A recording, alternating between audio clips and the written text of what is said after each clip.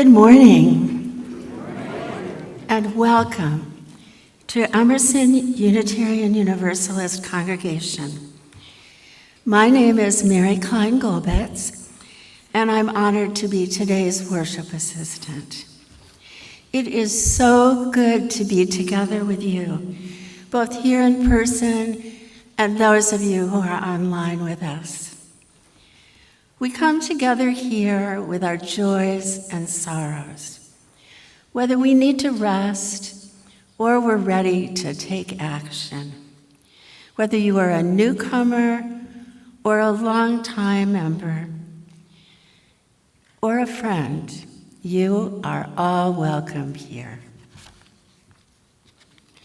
As Unitarian Universalists, we believe that all people are born with worthiness, beauty, and dignity. Whoever you are, and wherever you are on your life's journey, you are welcome here. Whomever you love, wherever you were born, whatever language you speak, you are welcome here. Whatever the color of your skin, your background, or your abilities, you are welcome here. We are so grateful that you chose to spend this morning with us here and with our Emerson congregation. If you're here in person, we invite you to join us for social time following the service for light refreshments. Our main fellowship hall is on this floor, directly behind the sanctuary. You can reach it through the hallway to my right here. And our family-friendly fellowship hall, with snacks and activities for all ages, is upstairs in room 214, accessible by the back stairs or the elevator. After fellowship time, please join us for religious exploration and small group gatherings as listed on the back of your order of service. It is such a joy to be here together in community. Now we will light our chalice as a symbol of Unitarian Universalists. And Ellie Raven is going to join us today to light the chalice. We light our chalice in the spirit of these words by Unitarian minister Edward Everett Hale. I am only one, but still I am one. I cannot do everything, but still I can do something. And because I cannot do everything, I will not refuse to do the something that I can do. May this call to generous action guide our time together during this holy hour. Thank you so much, Ellie. And now, in the spirit of love and the beloved community, let's share our congregational affirmation. We need not think alike.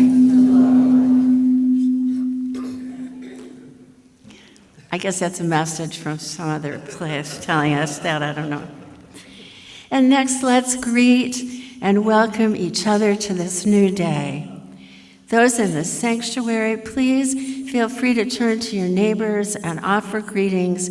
And for those online, please use the chat to introduce yourselves.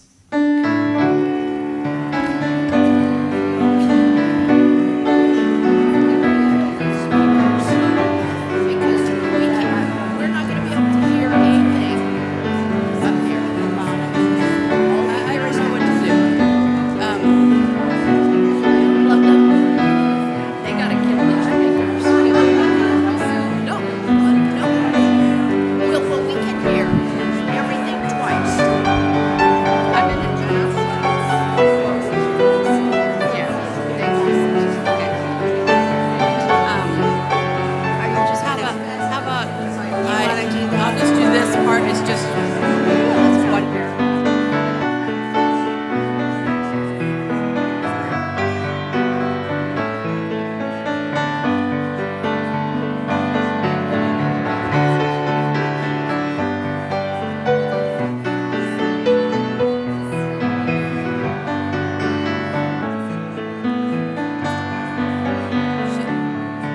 choir is hearing an echo.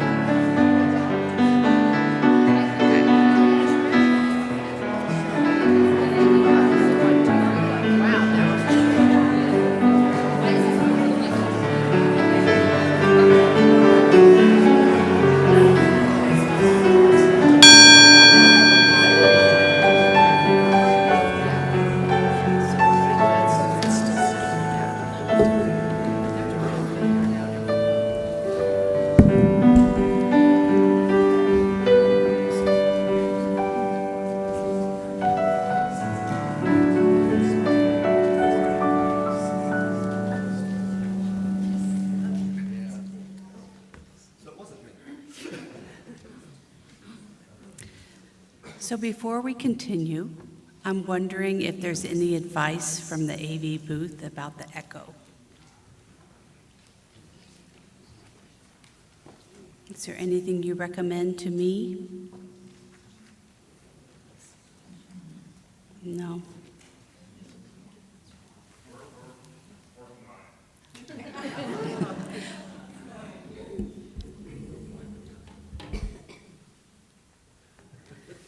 I'm Christina Branum-Martin, and I am honored to be your minister here at Emerson, and I'm a little shy of using my big voice at the moment. What do you think, choir?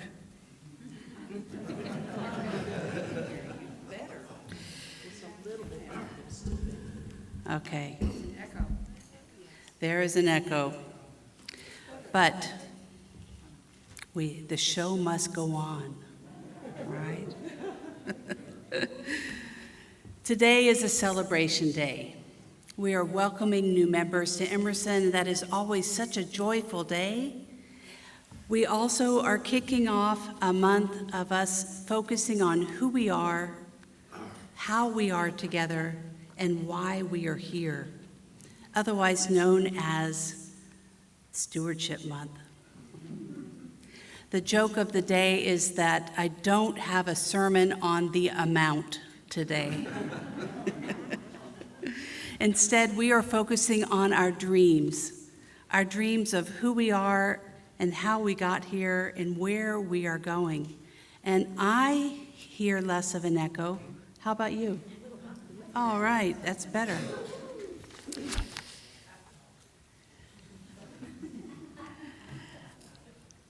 So we are going to sing together, and this is a really lovely hymn. It's called Just As Long As I Have Breath.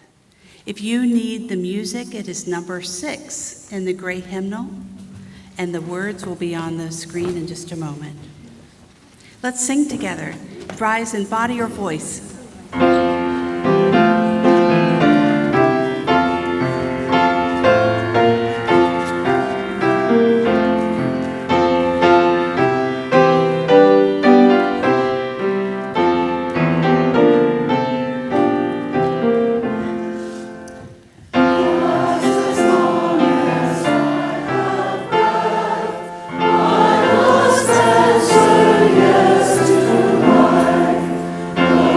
With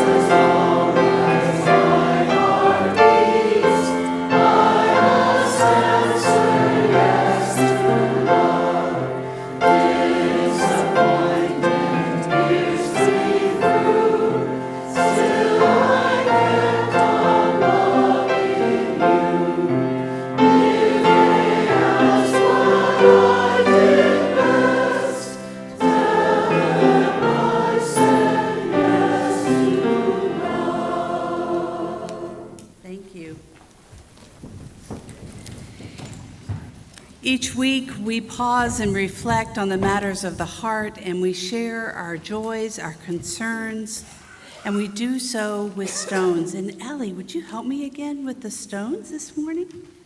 Thank you. We place 3 stones each week.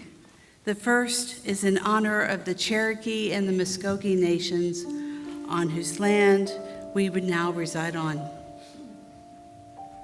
The second is in memory of those who were wrongly enslaved and worked on this land without pay.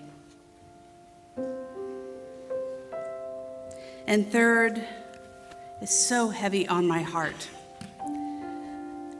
and I'm sure it is for many of you. We place a stone for those hurting in current conflicts and war across the globe. And as things escalate in the Middle East, I take a breath. I think of all of those in harm's way, especially children and civilians, and I am sad.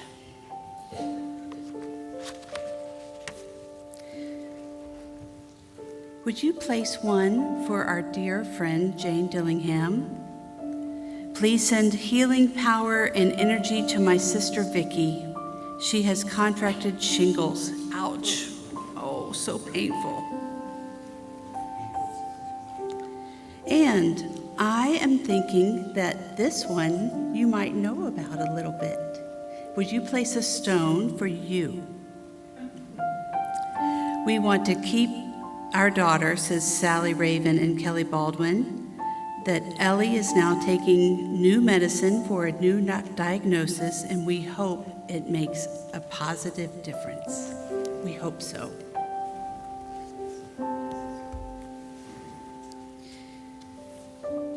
If you would place one more for all the things that are still in our hearts that we are carrying together that are not ready to be shared.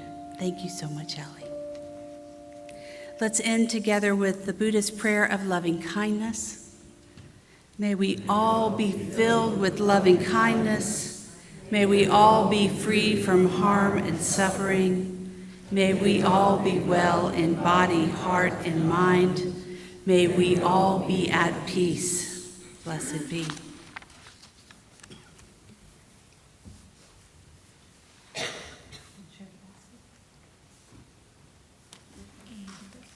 That's great. I just did it wrong in here. Okay. Here, sit down. Okay.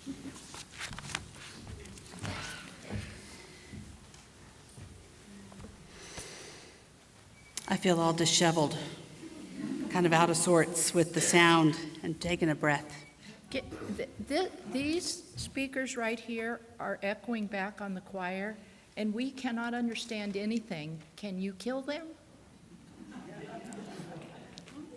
Or maybe I should have brought my knife.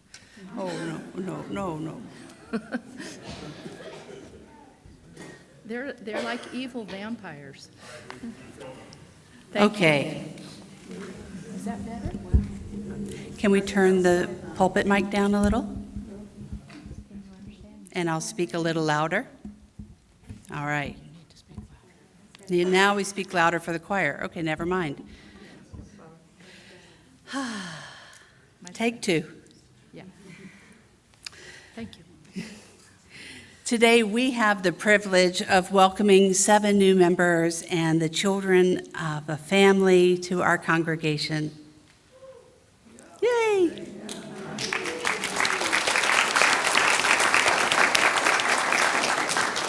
Choosing to become a member of a Unitarian Universalist congregation does not require that you assent to a creed or a shared statement of belief about reality or salvation. However, to become a member does ask something of us. It asks for a commitment to the welfare of this entire community. It asks us to align ourselves to how we are going to be when we are together. We come together with a covenant. The covenant is an ancient religious practice of promise-making. It is the central sacred act of our faith. It is an act of love.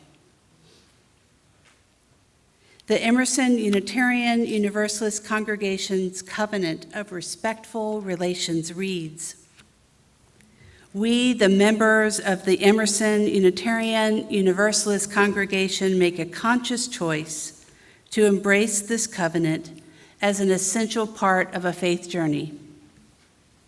We choose to become part of a community with a common purpose and to foster an atmosphere where Unitarian Universalist principles and values may be learned and practiced. The following are ways in which we reach our highest potential as individuals and as a community.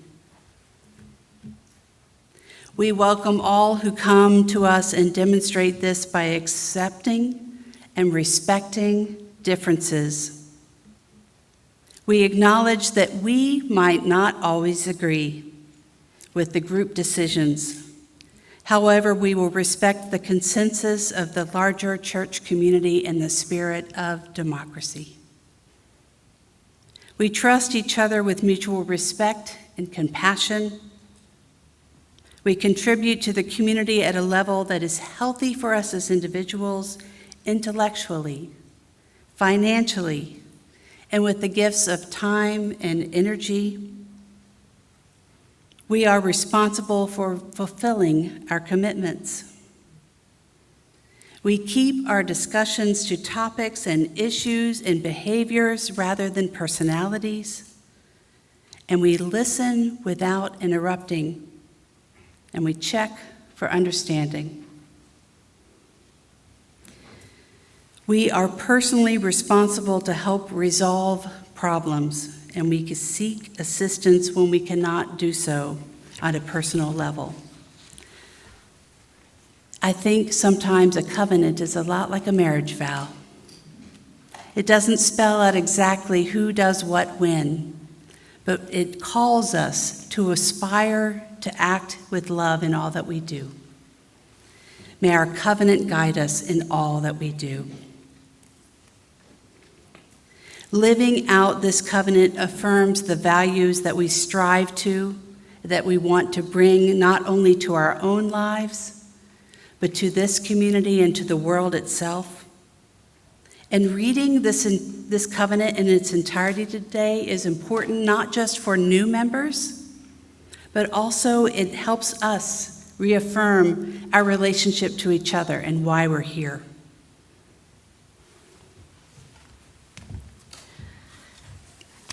We are delighted you have chosen to be with us today. In a moment, as we read your name, please come forward and please bring your Order of Service, OOS for short, with the words for this welcoming ceremony on it.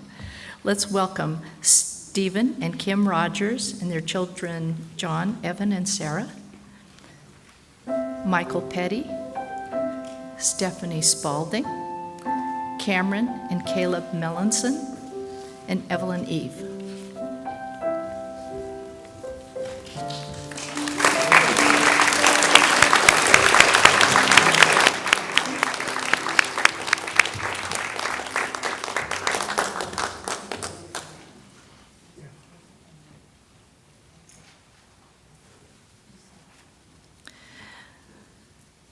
I invite our new members to recite the new member covenant together now.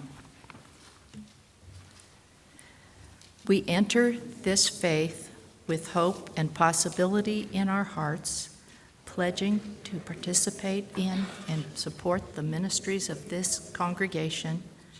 We covenant to remain true to the spirit of love that flows through us and guides us. We seek your welcome as we join you in this faith. We are all connected. Thank you. And now I invite the congregation to rise in body and spirit, and to offer your response in unison. The words are in your order of service. We welcome you as we were welcomed. We seek to be open and inclusive, respecting your inherent dignity, your ideas, and your vision. We seek to be supportive, not only when you reach out to us in courage, but also when you need us to reach out to you. In return, we ask that you recognize our humanity. We will not always live up to our ideals, and when we fall short, we invite you to stay in relationship with us and help us more fully bring alive the spirit of love. We welcome you as an equal member of this congregation, of this faith, and of our shared spiritual journey. We are all connected.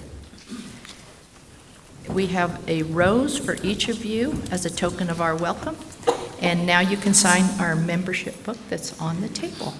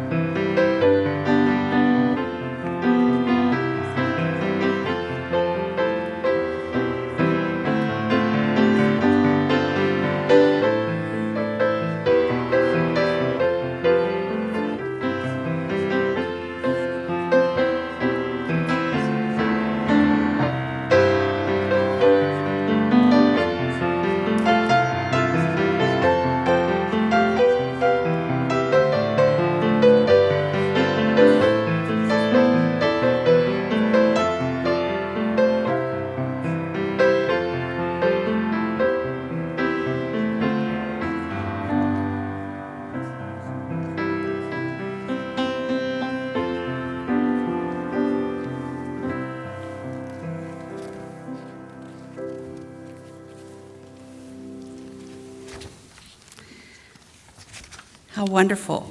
Thank you. I'm so glad to have you all here.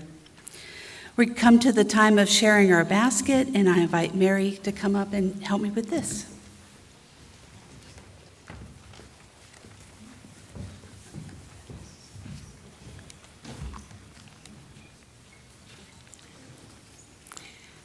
The offering that we take each Sunday isn't just a stale habit. It's an opportunity to recommit to this place and to these people. Our offering is an affirmation, a yes. When we give, we say yes to something that we value. With our gifts freely given, may we say yes to the values of our faith. May our offering help us practice Unitarian Universalism within and beyond our congregation as a tool to empower Emerson's mission. Our mission to seek truths, celebrate differences, act on our Unitarian Universalist principles, inspire the best in each of us, and serve the world. Each week, Emerson shares half of our offering with our community partners who are beyond our walls. This month, we will share our offering with NAMI Cobb. NAMI, the National Alliance for Mental Illness, is an organization that supports families, friends, and individuals whose lives have been affected by mental illness. By educating the public about mental illness, working to eliminate the stigma of mental illness, and advocating for research into the causes and treatment of mental illness. Locally, NAMI Cobb serves residents in Cobb, Bartow, Cherokee, Douglas, and Paulding counties with free mental health support, online groups, resources, and education. NAMI Cobb Emerson is proud to have hosted NAMI family support groups this past year. Please reach out to Reverend Christina and the pastoral care team if you need additional information and support for yourself or for a loved one. For those in the sanctuary, as the basket is passed, please feel free to offer a donation or see in your order of service other ways to give. For those online, you can go to emersonuu.org and select the Giving tab to donate. For children and those with a sweet tooth, there are lollipops in our basket being passed. The morning offering will now be given and received with gratitude. Thank you.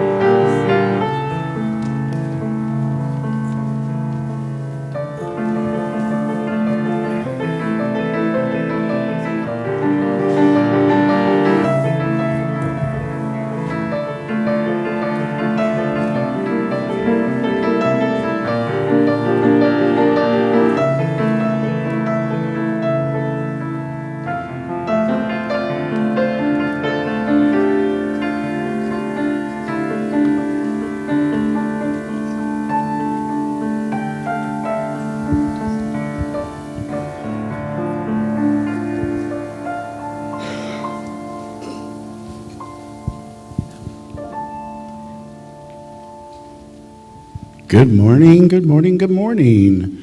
Can I have the young and the young at heart come join me for our story for all ages?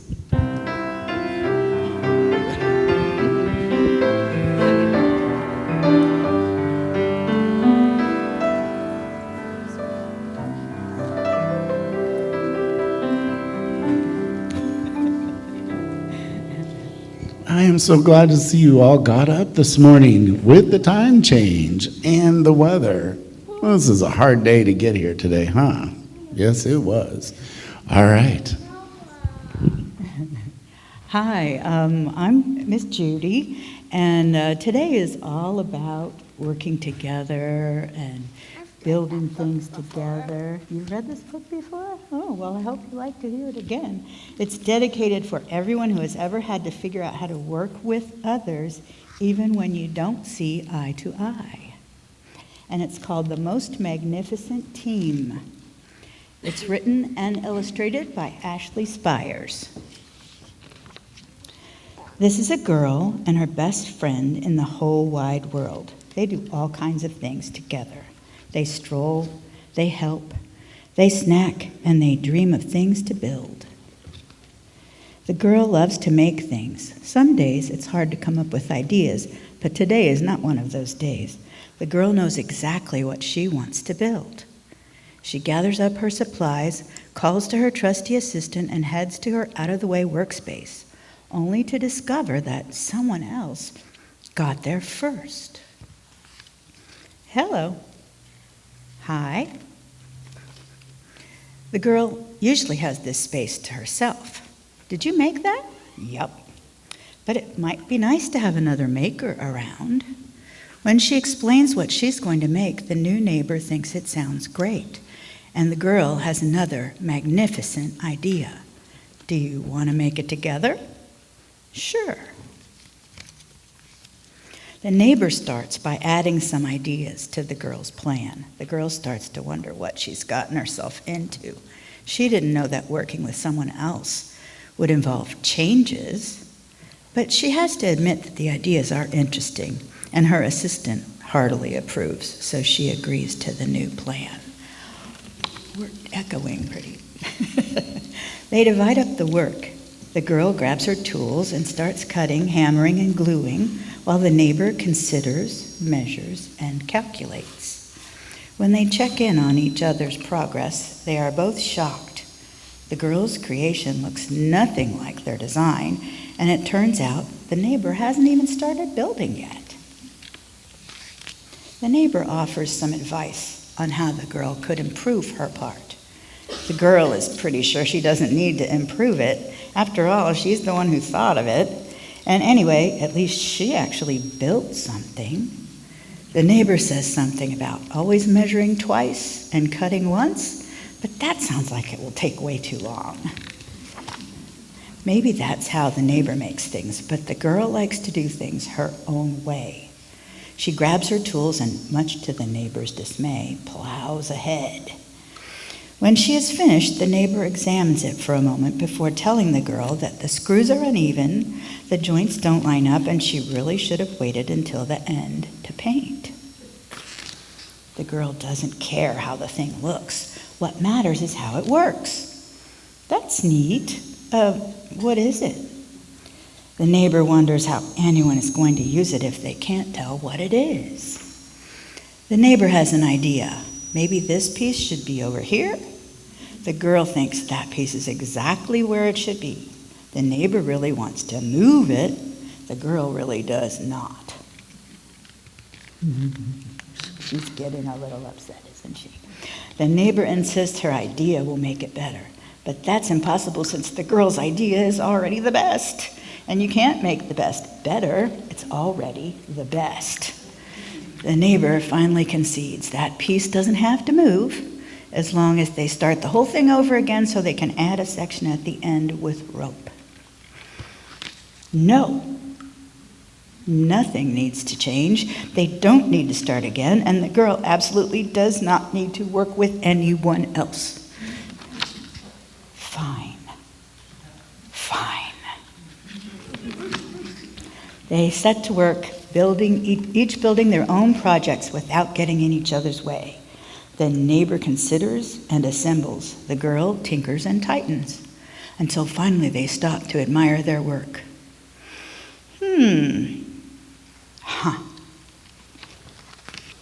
They had both been hoping for something a little less and a lot more wow.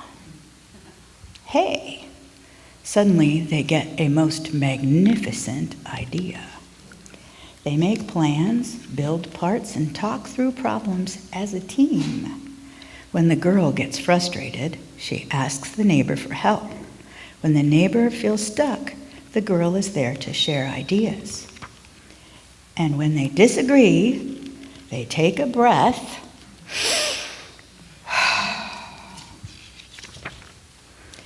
they consult with their assistants, then work together to come up with a whole new solution. And when they are finally finished building, their creation is even more magnificent than either of them had imagined. Wow. They promise to meet up again tomorrow. They might do things differently, and they'll probably disagree sometimes, but they know that whatever they make together is sure to be magnificent. Great story. All right. Before we sing our song of dedication, remember the words of the song are on the back of your program. And anyone 7 years and under can come with me to go back to the playroom.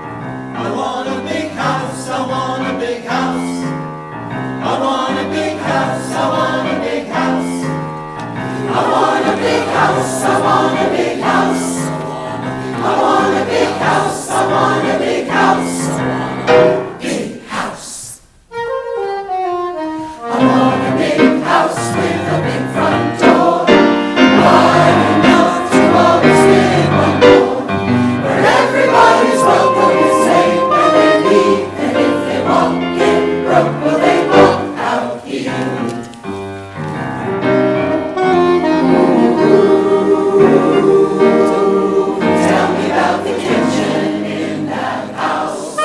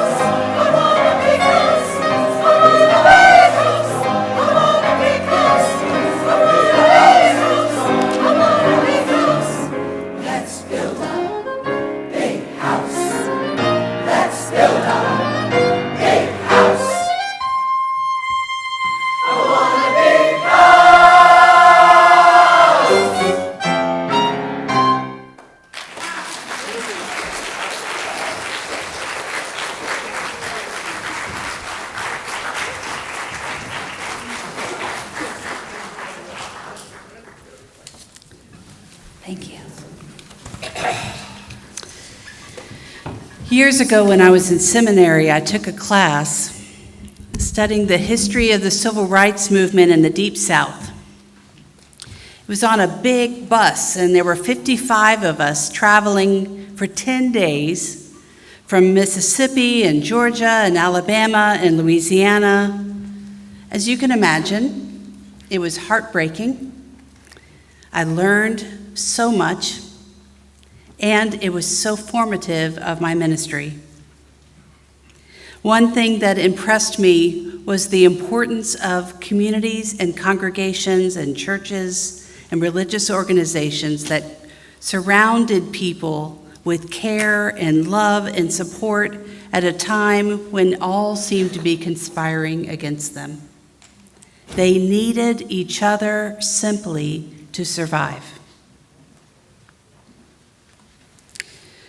I remember seeing a small congregation that had a big wing on the outside that was built more recently. But what was salient is that this one wall that they left intact had bricks of different colors, different shapes, different clay and dirt patterns. And the story goes that the KKK had bombed their church for their work of trying to have voter rights established in their county. And they boarded up the building the best they could to keep the building protected. And then over the next month to 2 months, people brought a brick, Sunday after Sunday, from their homes, from their gardens, from people who donated bricks in the community. And as you can imagine, that patchwork of that building might not have been what they originally had intended for that building, but it was beautiful. It was an example of what it means to come together. When I saw that 20 years ago, I remember the person showing us that part of the building that was protected in splendor.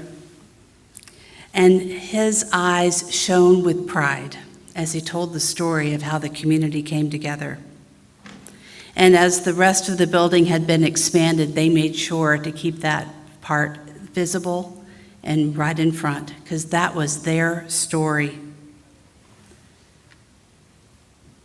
Big dreams, big houses, big tables, big yards where kids can run around and thrive and be seen. Doors where they are wide open, where you can come with your hurts and be healed. Thank you, choir, for telling that story. I want to tell you about another big dream. Have you ever heard of a place called Emerson in Cobb County? Emerson dreamed of having a liberal religious place for their families and for themselves, where they could raise their children with the values of openness, religious tolerance, curiosity, and love. And in the first 2 years, they met in each other's homes. And then, as the founding members formalized their application to the Unitarian Universalist Association on May 1st, 1982, in the backyard of Fred and Marjorie Macy, 14 members signed the petition. And the picture of that day is in our hallway with all of our pictures over the years. And what's wonderful is that we had the opportunity to honor Fred Macy in a memorial service a few weeks ago with the last founding member, his wife Marjorie, and their children and grandchildren here in this sanctuary, to honor the legacy that all of those founders left us. And what a legacy it is. If you think about their dreams in 1982 to our dreams now for what we hope for 43 years later, I wonder, Can you imagine what might be going on at Emerson in 43 years? Anybody have an idea? Do you have an idea? What do you think? Ellie, what do you think might be happening in 43 years? Will you be a grown-up? Yeah. It is hard to know. Oh, yes, I see somebody's hand. I'm still going to be here. You're still going to be here. Yay. Millie and Richard Fuller joined the year after 1982, and I remember Millie telling the story that people didn't think liberal religion could handle and be legitimate in Cobb County.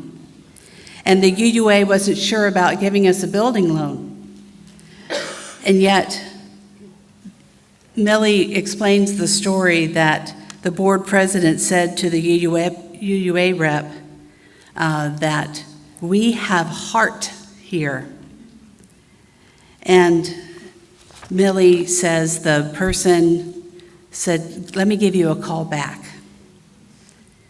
And they came back and they asked questions about what their dreams were and what they hoped for. And Millie explained that that heart is what called them to be together. Now, they needed a bigger house than they had just in their living room, so they started renting a bank lobby on every other Sunday. And the great story, too, is that there was a stairwell that the children met in for religious education classes. What a fun place to meet. I bet that was wiggly and fun, right? And the children that remembered being in that stairwell were at the memorial service 2 weeks ago telling us about that. And then they grew, and they needed a bigger house. And the story is that Marjorie Macy has found each new location for Emerson. Eventually, they moved to a little yellow church on Holly Springs Road. And then over time, as Marietta, the congregation of Marietta also joined Emerson, they needed a bigger house. And the story goes that there was a plan to build on the land at Holly Springs, but Marjorie drove by this building. And at that point, it was a Baptist church before this. And Marjorie said, that's perfect. It had plenty of room, lots of space. Although it doesn't feel like it these days, does it? That fellowship hall is feeling kind of small. We have dreams. We have big dreams of big, wide open doors and a big kitchen table and a yard where the kids can play. And many ministers have come and joined this congregation. The first was Glenda Gray, and later Reverend Jeff Jones, our minister emeritus, and Deborah Bennett also carried you through COVID. In Millie Fuller's own words, I'm surprised we're still here. We have had dedicated members and dedicated staff, dedicated ministers who have carried Emerson to this day. And it took energy and vision and commitment and financial support. Emerson's vision has always been to be radically inclusive, open-minded, a beloved community that is a vibrant source of peace, hope, and healing. That vision guides us from the past into the present and into the future. And you know what? We've got so much to celebrate here. There is a warmth and a genuine openness to newcomers. Millie is a testament to that, isn't she? So many people have said that Millie was the person who greeted them at the door. There is a curiosity and a commitment to honoring different spiritual practices, the foundations of Unitarian Universalism, and allowing our children to learn ways to explore religious ideas with openness and curiosity. And there is a distinct desire to support each other in a chaotic world where we literally, again, need each other to survive. These four walls hold us in an embrace, and yet we also give each week to the community beyond. Emerson is thriving in Cobb County as a voice for liberal religion. Our children are not just surviving, but they're thriving here. Here, our children and all of us can find ways to explore our own theologies, our own exploration with spiritual practices, and our covenant can be leaned on when we need it, but it gives us space to be reminded that we are human. We make mistakes, we come back to that big, giant kitchen table, and we come back into community. That's where we can dream big. Those founding members dreamed big. We are dreaming big now. We want that big old table where there's laughter and crying and sharing of life, serving hope to the hopeless and offering light with a helping of love and a taste of truth. Amen to that. Emerson is that big house that the founders dreamt of and that we now keep alive. This is a place of sanctuary, of courage, and of activism with love at the center. We need it now, more than ever. It takes all of us, giving our time, our dreams, our vision, and our financial support to keep this place going. And as we do this together, as we build for the next year in our pledge campaign, we become the embodiment of the dreams of our founding members. May it be so. And now we're going to sing what seems to be the appropriate song, The Fire of Commitment. It is number 1028 in the teal hymnal if you want the music, and the words are on the screen. Fire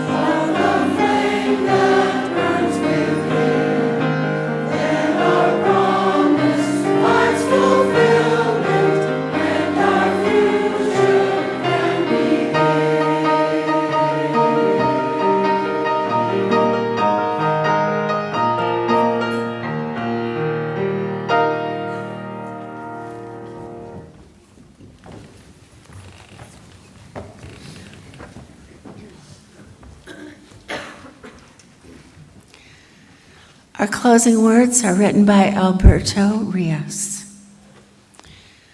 One river gives its journey to the next. We give because someone gave to us. We give because nobody gave to us. We give because giving has changed us. We give because giving could have changed us. We have been better for it. We have been wounded by it. Giving has many faces. It is loud and quiet, big though small, diamond in wood nails. Its story is old, the plot is worn, and the pages too. But we read this book anyway, over and over again. Giving is first and every time, hand to hand. Mine to yours, yours to mine. You gave me blue and I gave you yellow. Together, we are simple green. You gave me what you did not have, and I gave you what I had to give. Together, we made something greater from the difference.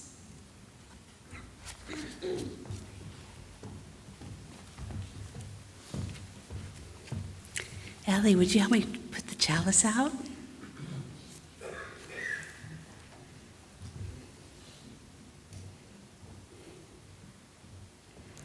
We extinguish this chalice, but not the light of truth, the warmth of community, or the fire of commitment. These we carry in our hearts and out into the world until we are together again. Next week, I'll be in the pulpit speaking about humanism and the religious tradition of religious naturalism. It's about the Unitarian Universalist theology of relating to nature as a source for spiritual wisdom. The title of the service is called Barefoot on the Earth. But wear your shoes.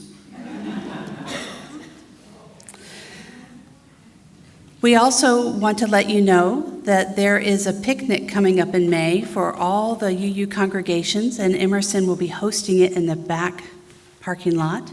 There'll be a bouncy house and a potluck, and I just wanted you to know that this is a tradition that when I first moved to Atlanta 14, 15 years ago, that was an annual thing, and it's resurfaced, come back together, and I'm so proud that we get to host it this year. Right after this service, grab some coffee and a little bite to eat, and then come back in here for a few minutes for Bruce to tell you about how to participate as a member and a friend of supporting Emerson. And not Bruce. I'm sorry. I looked right at you and said Bruce's name. You know why? It says Bruce right here. I know nothing. You know nothing. You just work here. Douglas, would you be glad to help us with that? Don't skip out. So we plan to be in here for just a few minutes, and for those of you with young children, religious education will be happening during that time. And so if you would come and hear what dear Douglas has to share. Go now in peace and take peace wherever you go. Have a wonderful week.